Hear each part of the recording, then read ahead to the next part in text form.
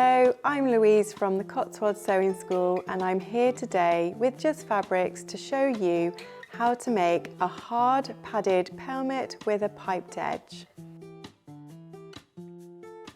Today's pelmet's finished size will be 60 centimetres by 30 centimetres, and I've got two side returns that are cut 30 centimetres by 15 centimetres.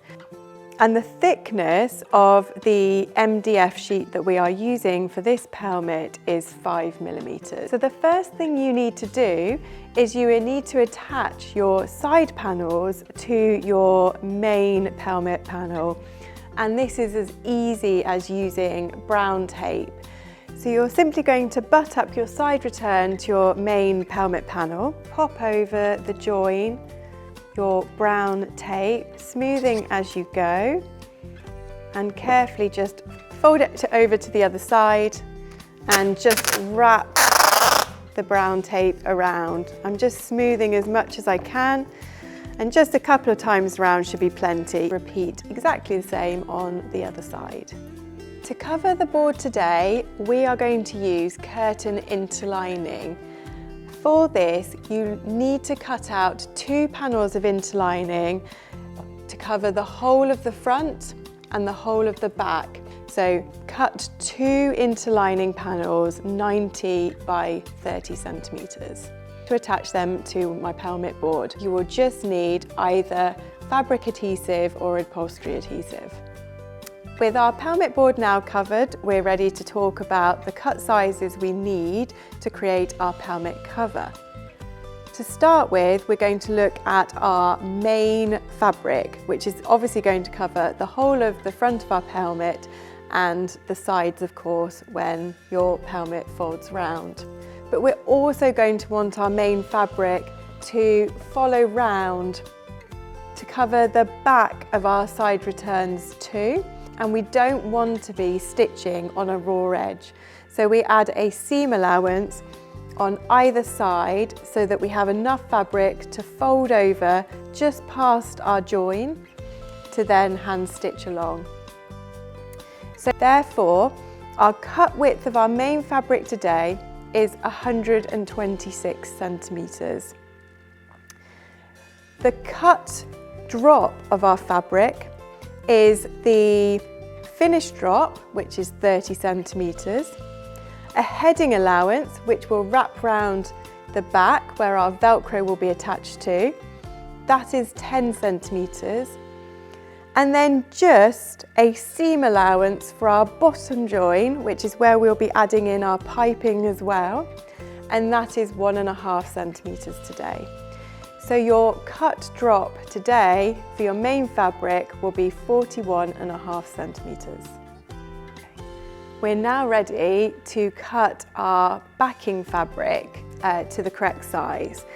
Today I'm simply using a white curtain lining, which works absolutely beautifully. So to calculate the size of our lining, the lining simply needs to cover the back of the finished pelmet plus our 3 centimetres seam allowance that we also allowed on our main fabric on either side.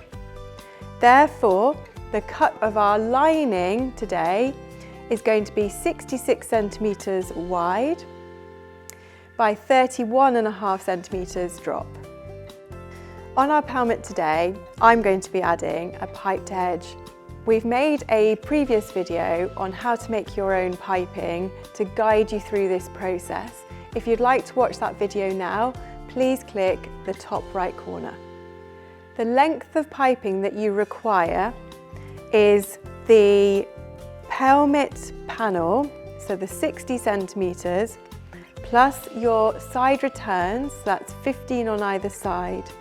So that's 90 centimetres of piping cord, plus just allow an additional 1 centimetre on either end, which will be tucked in to the end corners on your side returns. Before we attach our lining to our main fabric, we need to attach the piping onto the main fabric. This is because the piping will be longer than the lining itself, and you do want this to be attached. So whenever we're joining, it's always raw edge to raw edge, and this is exactly why we've allowed 1.5 centimetres seam allowance on our bottom edge today. It's because the tail of our piping that we've created is 1.5 centimetres also. So it makes it very easy for you to butt up the raw edges and then just sew together at the same seam allowance at the machine. To begin sewing, you want to start 1 centimetre in from the end, and you want to finish 1 centimetre away from the other end. And that's because those are the centimetres on either side that we allowed to tuck our piping cord in to the ends of our side returns once the cover is complete. With our piping attached to our main fabric, we are now ready to attach our lining. Firstly, you want to centralise your lining to ensure you're sewing it into the right position. So you've got the same amount of fabric on either side, same amount of piping cord on either side. Pin into position and then take back over to your sewing machine to attach.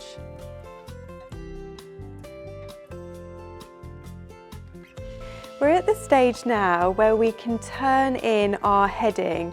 So we've got the fabric facing the wrong way up, and if you remember from the beginning, we've allowed 10 centimetres for our heading allowance. We're not actually going to turn our heading over the full 10 centimetres, we're going to turn it over 9. And that's because our MDF is 5 millimetres thick. Then I'm simply going to pin and press.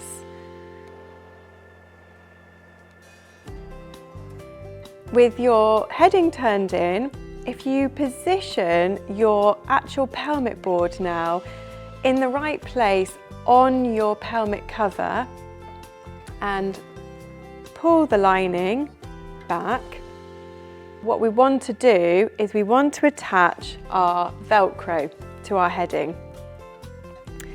You'll need 3 pieces of Velcro, and it's just the loop Velcro because the hook Velcro will be on your pelmet shelf to install.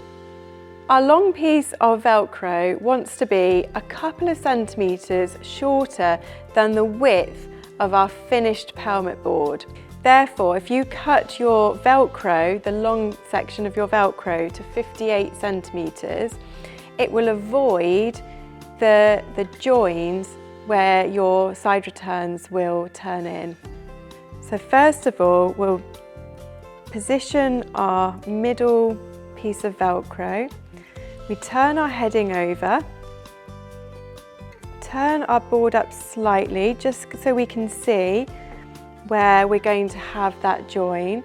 And the reason we have 3 separate pieces of Velcro, because the other 2 will go one either side on your side returns, is so that you don't have the Velcro going over the join of your side returns, because this creates a bit of a bulge. When you're happy with the position, simply pin in place. If you're worried about catching the lining at this point, you could just pull that back. Now that the longest part of our Velcro is attached, we can attach our side pieces.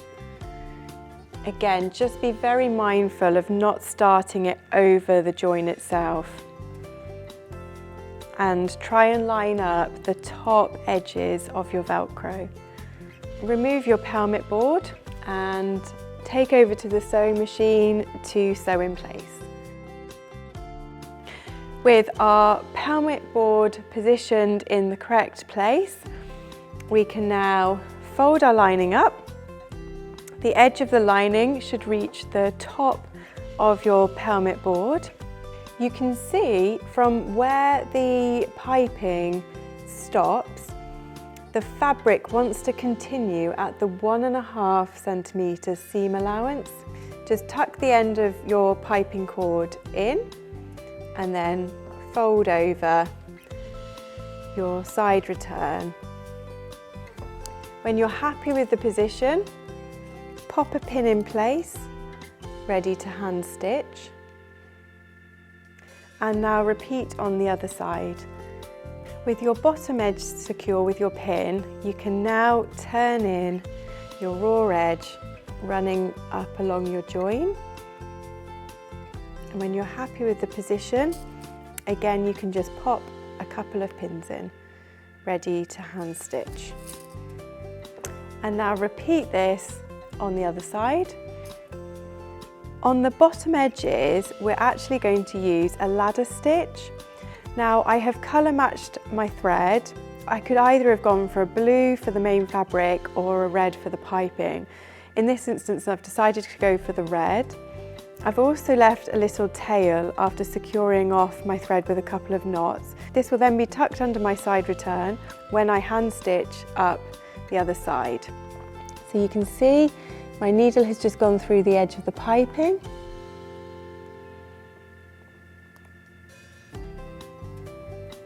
At the point that the thread has come across at the main fabric, I'm going to pop my needle in to run along parallel through my main fabric. And you can see it's gone, the needle has gone right through the folded edge. Pull through. So now continue this all the way along the bottom edge and then repeat on the other side. I'm now going to hand stitch up the edges of our side return. So I'll start with this side and then I'll move over to the second side. I have switched my thread this time to the navy and I've just secured off at the bottom with a couple of knots. I've left the tails on the thread so that I can now tuck them in.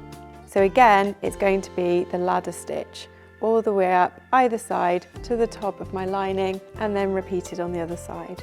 Our final stage is to hand stitch now our heading, and for this we will use the ladder stitch to secure the ends, but for the rest we'll position our fabric, pop a couple of pins in place, and then we will use the slip stitch all the way along from the start to the end. So our slip stitch, our needle is going to glide under our main fabric. As you can see it just popping up, that's when we want to catch the edge of our heading. And then at the point that the threads come out, that is then where your needle is going to go straight back in to the main fabric, and then we're just going to, again, just as the needle's popping up, we're just going to catch the edge of the heading. And you're now going to sew using the slip stitch all the way along. With the slip stitch complete, we're on our very final step of ladder stitching the edges. And now you have your finished hard padded pelmet with piped edge. I really hope you've enjoyed today's video. If you're interested in further soft furnishing courses, then please head over to the Cotswold Sewing School's website. And for more fabric inspiration, then please head over to Just Fabric.